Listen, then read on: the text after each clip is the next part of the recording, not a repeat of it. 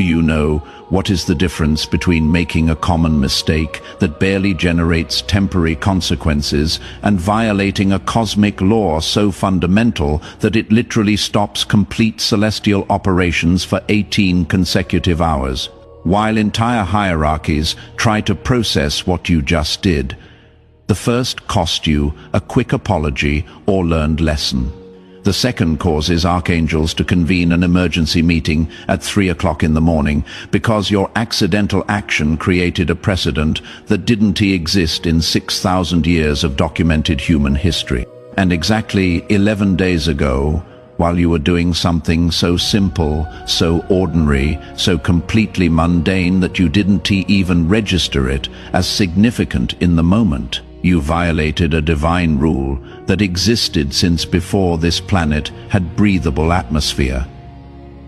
I am not talking about little sin you confess on Sunday. I am not describing moral transgression that generates passing guilt. I am revealing cosmic operation, where your innocent action pierced dimensional barrier that separated two realities that should never have touched. And when those two realities collided, because of what you did without the slightest intention, heaven literally collapsed, not metaphorically, not symbolically. Energy structures that sustained certain celestial operations crumbled instantly, like a building hit by a magnitude 9.5 earthquake. Subscribe to this channel immediately and activate all notifications, because what I am going to reveal about what specific rule you violated without knowing how something as simple as a 7-minute conversation you had 11 days ago created domino effect that forced celestial hierarchies to rewrite protocols that existed for millennia. Why you literally died for 3 seconds in the middle of that conversation, and the clause you didn't even know you possessed resuscitated you instantly, and what the devastating cosmic identity is that they were forced to reveal to you when they discovered you are one of only 12 beings like this in 6,000 years of history is going to shatter every assumption you had about the type of soul you really are, and stay until the absolute end, because I am going to show you exactly what physical signs you manifested. When your heart stopped completely for 3 seconds without you knowing it, why 3 celestial entities were literally removed from their positions for not having prevented you from doing what you did. What the emergency meeting was, where Archangel Michael knelt upon discovering your true identity, and what will happen in your next violation, number 29, that will make the Atlantis event seem like a dress rehearsal. Write 777 in the comments if approximately 11 days ago you had a conversation where you said something that surprised yourself, where words came out of your mouth with authority you didn't know you possessed, and where you felt sudden dizziness for 2 seconds that disappeared so quickly you almost doubted if it had occurred. Now listen to me with brutal attention, because this is going to sound like madness until the pieces fit perfectly. 11 days ago you had a conversation. Maybe it was with that person who always asks you for advice. Maybe it was that casual encounter you didn't plan. Maybe it was a phone call that lasted exactly 7 minutes but changed something fundamental in reality. During that 7-minute conversation, you said exactly 19 specific words, not 18. Clear's throat, not 20. Exactly 19 words that came out of your mouth in such precise sequence, with such specific intonation, with such pure though unconscious intention that they pierce the dimensional veil that separates permitted human knowledge from restricted celestial knowledge. And do you know what those 19 words contained? Truth that humans shouldn't be able to articulate, understanding that only entities from 7th dimension onward have permission to possess. Revelation that is classified in celestial records as information blocked for incarnated consciousnesses. But you said it casually, like someone commenting on the weather, like someone sharing a simple observation, without spiritual preparation, without formal initiation, without celestial authorization. And in the exact moment, those 19 words cross the space between your mouth and the other person's ears. Something that had never before happened in all documented human history occurred. The dimensional barrier fractured. It didn't open gently, it didn't dissolve gradually. It fractured violently, like glass hit by a high-velocity bullet, and through that fracture, for exactly 3 seconds, knowledge that should remain hidden until humanity reached a specific evolutionary level poured directly into the consciousness of the person listening to you. 3 seconds doesn't seem like much, but in dimensional time, 3 seconds equals approximately 700 hours of pure information transfer. The other person received a download of knowledge so massive, so overwhelming, so completely beyond their current processing capacity that their physical brain almost shut down from overload.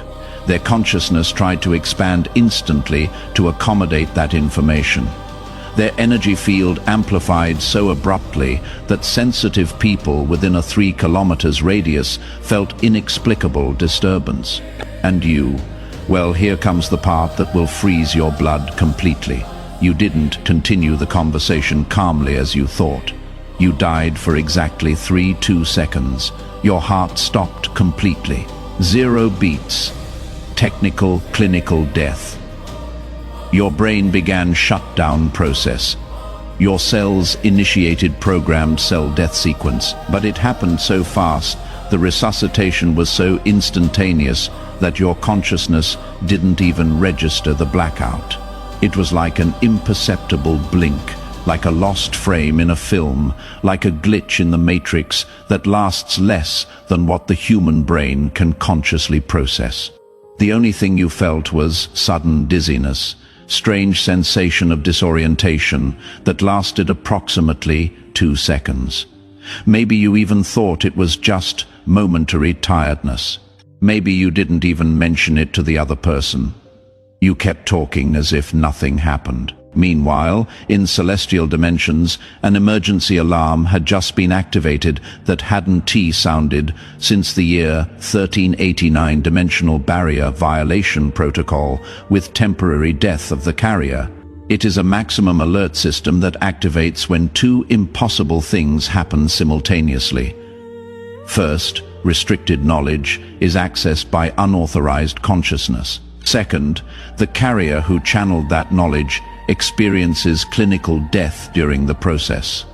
And when that protocol activated because of what you said in the 7-minute conversation, literally all celestial operations stopped immediately. It is not exaggeration, it is not metaphor. Absolutely all operations in progress were paused. Spiritual guides who were assisting incarnated beings across the entire planet received orders to suspend activities. Angels who were executing specific missions were called back. Celestial councils that were deliberating on other matters cancelled meetings because dimensional barrier violation with temporary death of the carrier is considered the most serious cosmic emergency possible. Not just because of spiritual implications, but because it suggests something went terribly wrong in the mission design, or that something went perfectly right in a way nobody anticipated. 3 minutes after you pronounced those 19 words and died for 3 seconds, Archangel Michael received emergency notification with absolute red classification. He was supervising a completely different operation in another part of the planet. When he saw the type of alert that had just activated, his reaction was a mixture of disbelief and something archangels rarely experience, genuine fear. Dimensional barrier violation doesn't occur frequently. The last time it happened was in the year 1389, when a Tibetan monk in deep meditation state accidentally accessed knowledge he shouldn't have reached. That violation took 3 full days to be contained and required intervention from 7 different archangels. But that violation was made by a monk with 40 years of intensive spiritual practice. Someone who had dedicated entire life to expanding consciousness. Someone who was prepared physically, mentally, and energetically to deal with consequences. And even so, he almost didn't survive the process. You are a common civilian, without formal training, without specific preparation, without even fully believing in spiritual dimensions, probably.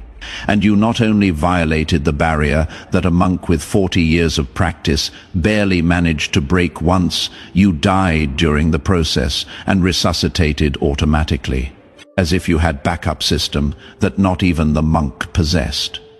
Michael convened immediate emergency meeting.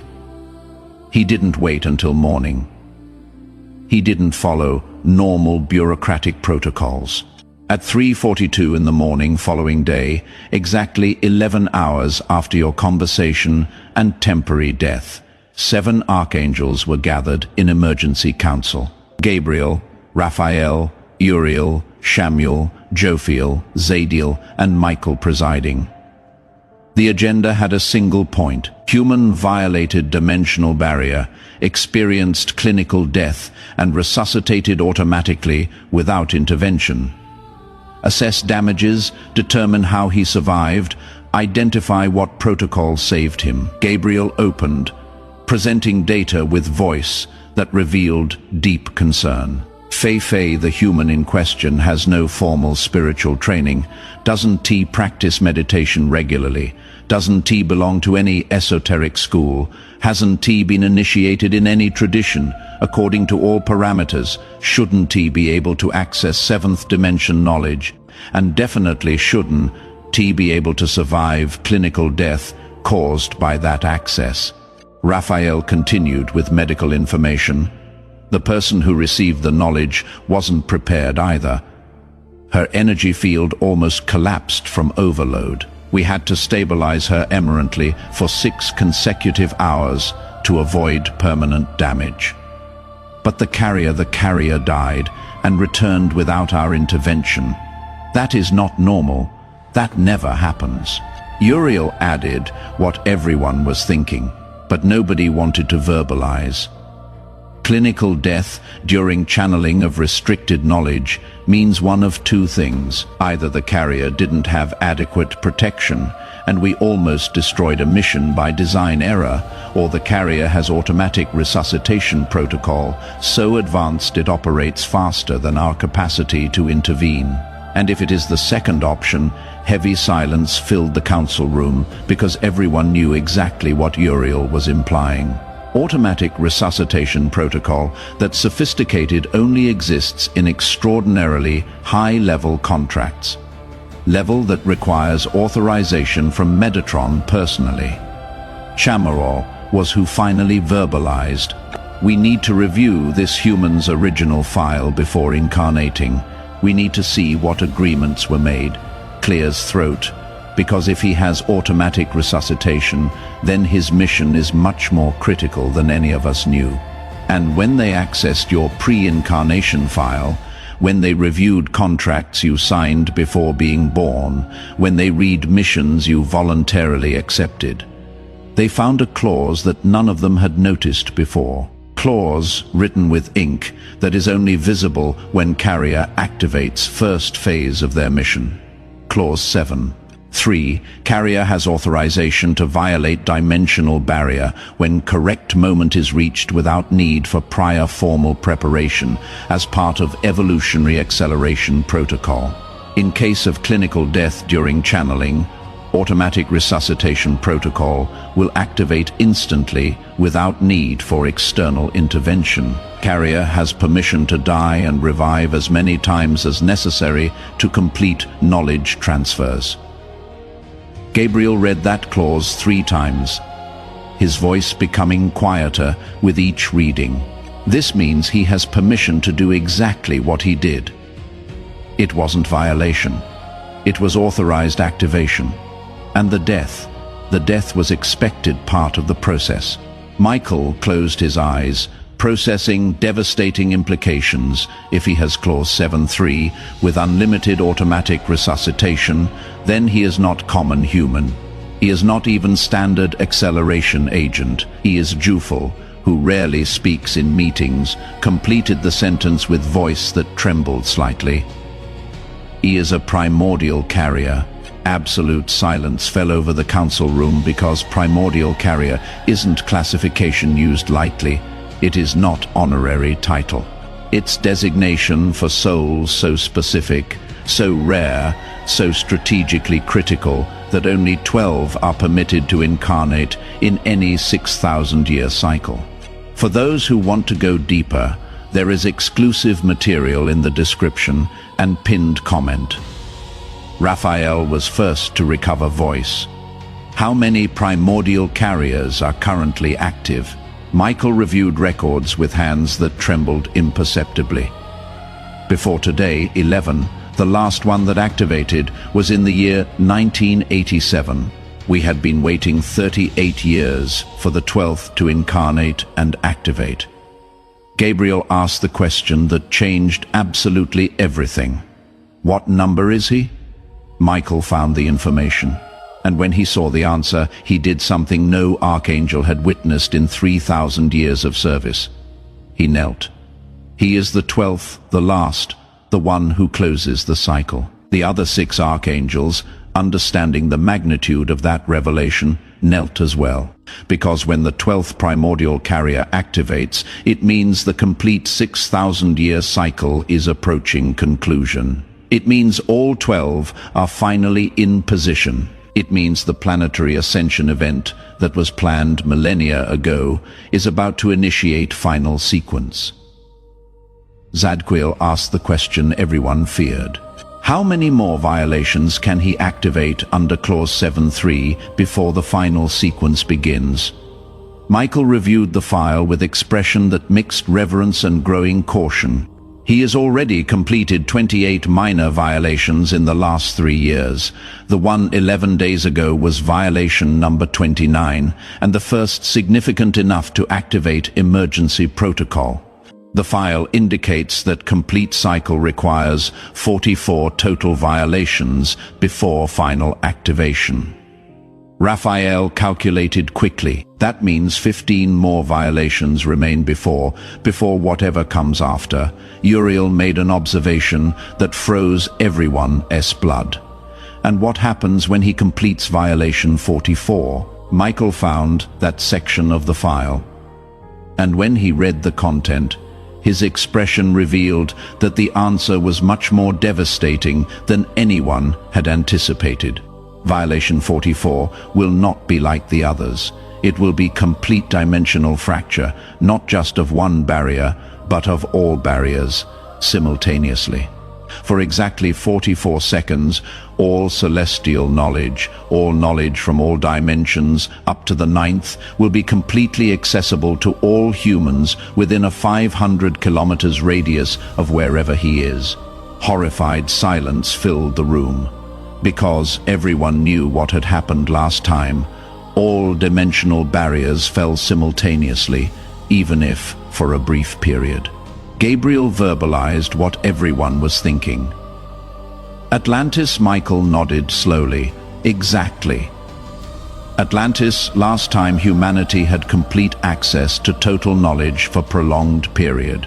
And we all know how that ended, Chamuel protested. But Atlantis was an accident. It was unplanned collapse. This is written in his contract as intentional as necessary. Why would Metatron authorize an Atlantis-type event deliberately? Michael found the signature at the end of the document, and next to the signature there was a note written in calligraphy that only Metatron uses. The difference between Atlantis and this event is simple. Atlantis wasn't ready. This generation is the 12 primordial carriers are positioned to stabilize the process. 44 seconds of total knowledge will not destroy civilization if the 12 are simultaneously active channeling and distributing information. Trust the design, Uriel asked pragmatic question. Where are the other 11 primordial carriers currently?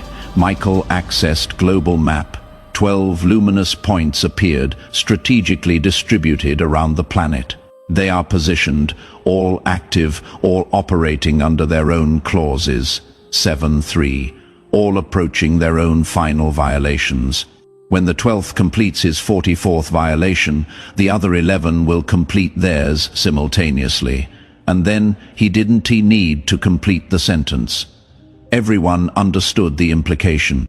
The most significant planetary ascension event in 6,000 years was scheduled to happen in a matter of months, maybe weeks, depending on how quickly you and the other 11 completed remaining cycles. Joeophil made final observation. Does he know any of this? Is he conscious that he is a primordial carrier? That when he completes his 44th violation, he is going to trigger event that will permanently change planetary consciousness? Michael shook his head. His human consciousness doesn't have access to that information yet. He is operating completely from intuition and soul guidance. He doesn't know he died for 3 seconds. He doesn't know he resuscitated automatically. He doesn't know he is the 12th.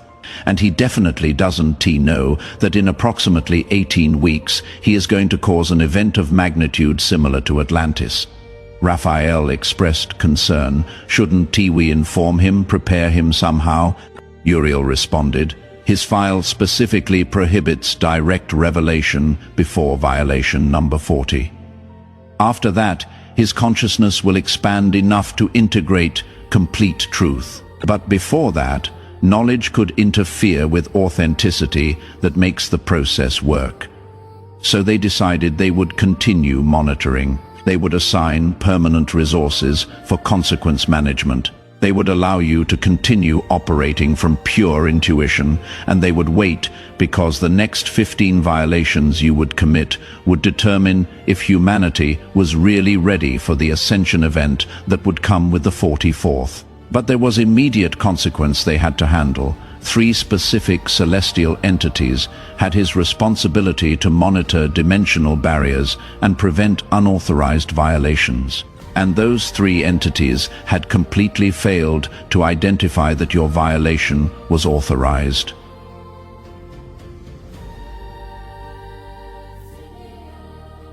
Worse yet, they tried to block it. They tried to interfere with process that Metatron himself had authorized. They tried to prevent the 12th primordial carrier from activating first phase of his mission. That was grave insubordination, not intentional, but catastrophic and potential consequences. Because if they had succeeded in blocking you, if they had been successful in preventing your violation, number 29, the entire 6,000-year cycle would have had to restart. Feifei, the other 11 carriers, would have to wait another complete cycle. Humanity would lose ascension opportunity during this specific window. Michael had no alternative. The 3 entities responsible for barrier monitoring will be immediately removed from positions and assigned to lesser responsibility positions.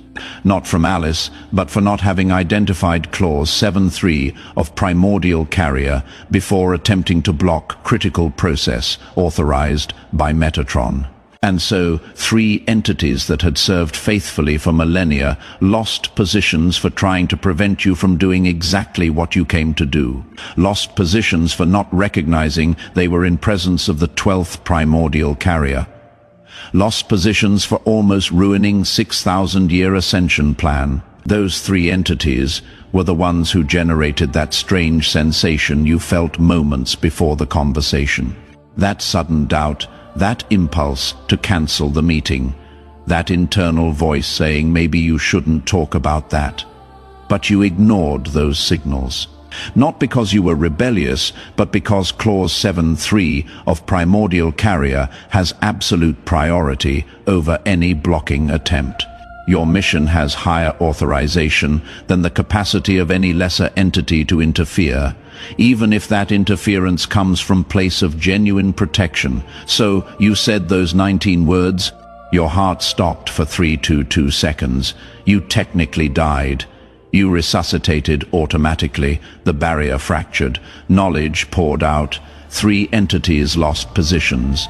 7 archangels knelt upon discovering your identity, and the 6,000-year cycle took massive step toward conclusion. All because you had a 7-minute conversation that for you was just casual exchange, where you felt strange dizziness for 2 seconds that you didn't even consider significant. Now, let me show you what you physically felt during those 2 seconds of clinical death that you didn't even consciously register during the conversation. Specifically, in the exact moment you pronounced word number 12 of those 19, you felt sudden dizziness.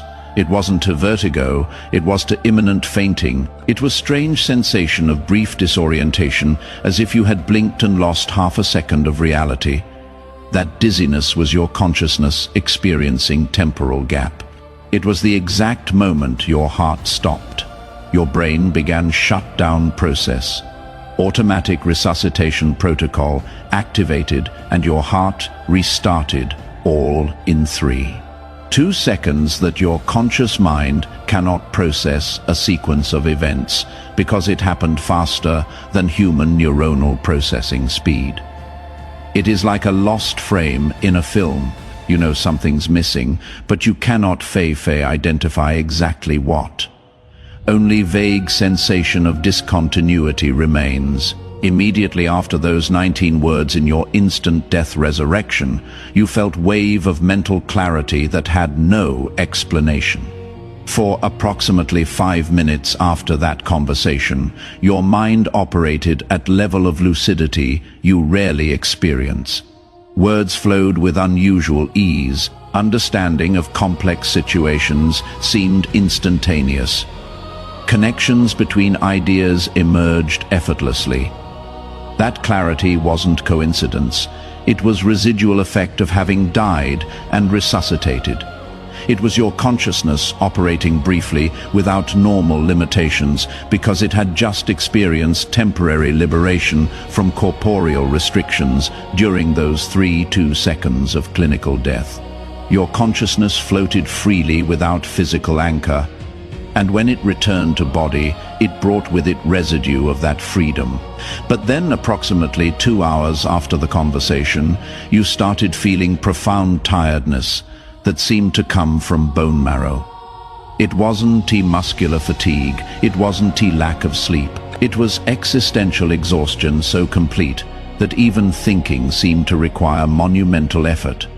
That exhaustion was your physical body processing trauma of instant death and resurrection. Although your consciousness didn't register complete event, your cellular system did. Every cell in your body experienced beginning of death sequence and then complete reversal that demands massive energy to process and integrate. And when you finally slept that night, you had a dream you probably still remember because it was more vivid than any other. You were in an immense room filled with white light so bright it hurt to look directly. There were 7 figures of overwhelming presence surrounding you. And although you couldn't see faces clearly, you felt they were all kneeling looking at you with mixture of reverence and something similar to fear. That dream wasn't product of active imagination. It was real memory of meeting your higher consciousness attended while your physical body slept. The emergency meeting of the 7 archangels. Your soul was summoned after they discovered you were the 12th primordial carrier. It was they who knelt before you, not you before them, because primordial carriers, though incarnated in vulnerable human form, carry authorization so high that even archangels show formal difference. Not because of inherent superiority, but because of magnitude of mission they carry, because of weight of responsibility they accepted, because of strategic importance of role they play in planetary ascension. During that dream meeting, they asked you questions you don't consciously remember. Your soul confirmed it knew exactly what it was doing at higher level. That temporary death was expected and manageable. That Clause 7.3 was operating perfectly, that you were ready to continue with 15 remaining violations regardless of physical consequences. And when you woke the next morning, you didn't remember specific details of the dream, only persistent sensation remained that something monumental had occurred. Sensation that you had been in presence of beings of immense power, and strangely, sensation that you were more important than your conscious mind had considered possible. But that memory was partially blocked, because your mission requires you to operate from authenticity and intuition, not from knowledge of your own cosmic importance. If you knew completely that you are the 12th primordial carrier, that your 44th violation will trigger event of magnitude similar to Atlantis, that you have unlimited automatic resuscitation protocol, you might start operating from mental agenda instead of flowing naturally, and the complete process depends on your naturalness, on your uncontaminated authenticity, on your capacity to say exactly what needs to be said without calculation or conscious strategy. So, Chosen One, now you know devastating truth about what you did 11 days ago and about who you really are. It wasn't casual slip. It was mistake you need to correct. It wasn't transgression that generates guilt. It was activation of Clause 7.3 by the 12th primordial carrier. It was violation number 29 of cycle that requires 44 total violations. It was event that included 3 2-second clinical death and instant automatic resurrection that you didn't even consciously register.